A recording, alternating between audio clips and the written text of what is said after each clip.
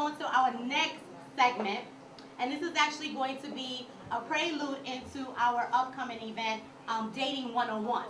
So we're going to be looking at dating. We're going to break dating up. What exactly is dating? How should you date? What you should be looking for? Because that in itself is like a workshop across yonder. We can go to another continent and spend like a whole week or more talking about dating. I love to, because y'all know I do travel.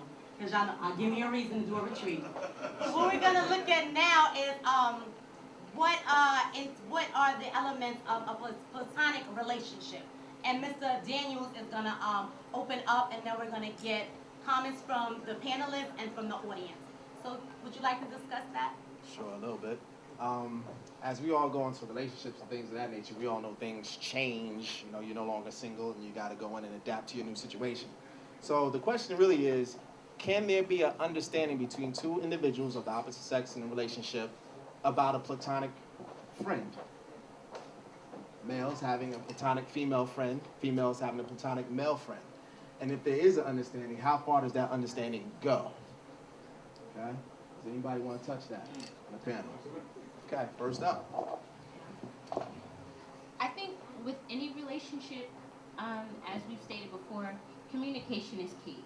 I don't think there's any one way to have a relationship. What might work in one relationship may not work in another. But it is very important that you can communicate very early, and you let the person, your potential mate, let them know, this is how I feel about, platonic friends.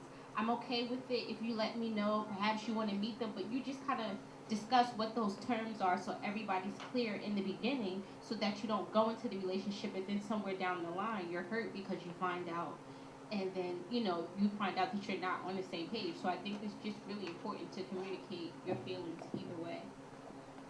I think it's very possible, but it's a certain way that you have to do it. First and foremost, in your relationship at home, you have to have a certain level of trust, honesty, communication, and so on and so forth. Also, if you have a platonic friend, I've had platonic friends. My husband and I have been married for 15 years that have become his best friends. That's how it happens. You don't just bring this is my friend, yeah, I'm going to go out with him. Even no matter how trusting your relationship is, minds can go off in different directions and things like that. But if he's a friend of mine and my husband is my friend, then you should be both of our friends, and vice versa. And I have so much confidence in me and confidence in my marriage that a couple of weeks ago, an old friend of his that grew up with him wanted to speak to him. I gave her cell phone number and texted him and said, hey, I just gave you your number. Because I'm not worried.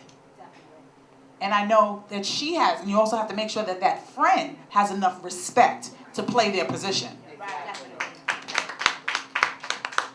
Well, I think, to be honest, from a male standpoint, with the male ego, if the friend wants to sleep with the person, see, people don't want to come out and say it, but there are guys that just are waiting like for crumbs to drop from the table. You know what I mean? And we can try to mask it or cover it up. You see what I'm saying? But men are observant. Men are observant. And I know women observe it. They observe it before it happened. So I know that.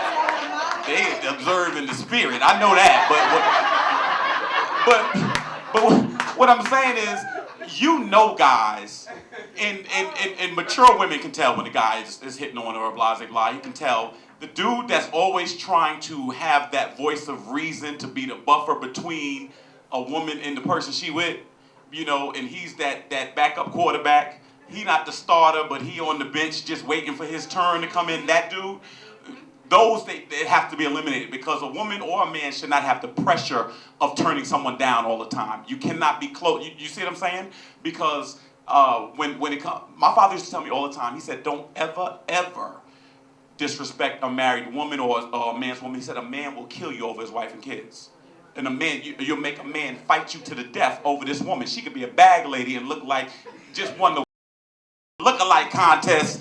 And no disrespect, but I mean that affectionately. But what I'm saying is, I was trying to get me on the air while I get started. I'm joking with you. No, I'm joking with you. No, but what I'm saying is, it means something to somebody. I've seen dudes fight a gay dude over his woman. You know why? Because he has male genitalia. Don't care what the objective is. You looked at her a certain way, you touched her, I don't care what you think. You still a man to me, and he went upside his head. You see what I'm saying? So reality of it is, when it comes to that friend thing, there are some friends that cannot go with you in marriage.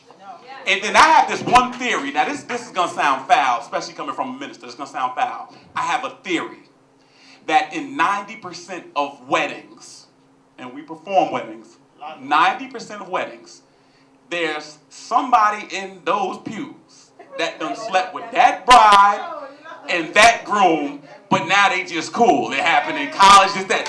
And see, we had that old theory. Once you've been there once, there just may be the potential.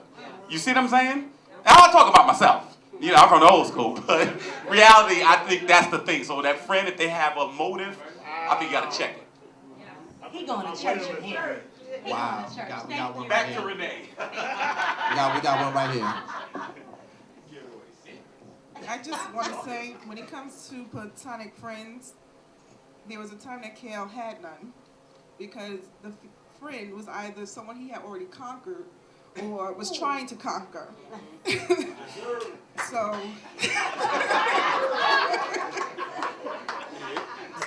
now the way we deal with it, we are honest with each other.